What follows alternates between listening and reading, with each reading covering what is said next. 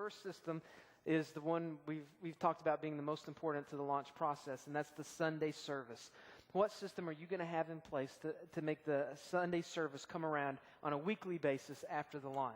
A couple things to keep in mind here is the load in, load out system. If you don't have a good system in place, you will kill yourself, literally and physically, and keep a lot of chiropractors in business with the load in, load out. You will kill your volunteers. You will make your volunteers very unhappy if you don't have a way to get more people involved and have a rotating system, and a system that's efficient and clear and easy to do.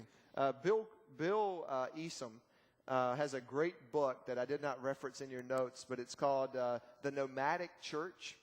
And you have to sift through this book. But if you will, there's some really cool stuff for those of you who are going to be in portable facilities for a long time. And if you're in a portable facility for a year, you just suck it up and make it happen, you know. And if you have storage on site, obviously that's going to solve a lot of problems. But if you're constantly loading in and loading out, and you're having to keep people motivated, you might want to look at a good load in, load out system. Somebody asked a question yesterday about service evaluation. How are you going to evaluate your Sunday services? And the reality is, the average church in America never evaluates the previous week's service. But the average church in America also only baptizes about 2 people a year. The average church in America also barely makes budget every year. So you don't want to be average. As a matter of fact, if you forget everything that we have said this afternoon, you can take this home with you. Just look at what the average church in America does and do the exact opposite, and you'll probably grow. Because nobody, average is average. Nobody wants average. And so, how are you going to evaluate your services? And, you can ask those 4 questions we talked about yesterday. Look back at the game tape on Sunday and said, what went right? Celebrate all that God did that was right.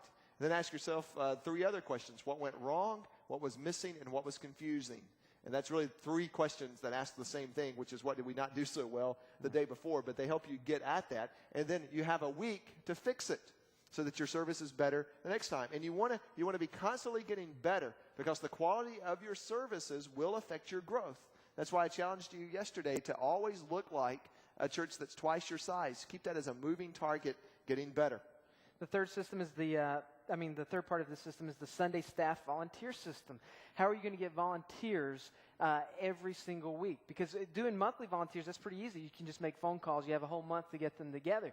But once you have them every week, how are you going to get a system in place where you have rotating volunteers? And you're creating positions for people to serve in, but you also have people there for all of the positions that are necessary. Yeah, you have to think this through. And then your worship planning and your preaching calendar system.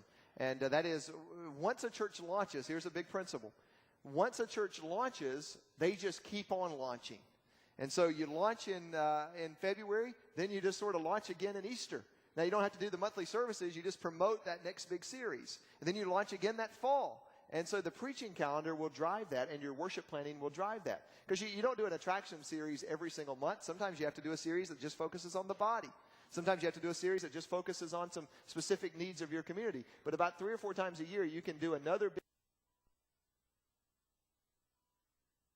push and, in essence, relaunch your church in the best sense. But this time you're relaunching not to start a church, but you're relaunching to break a growth barrier. And that's a big lesson that comes out of this launch process.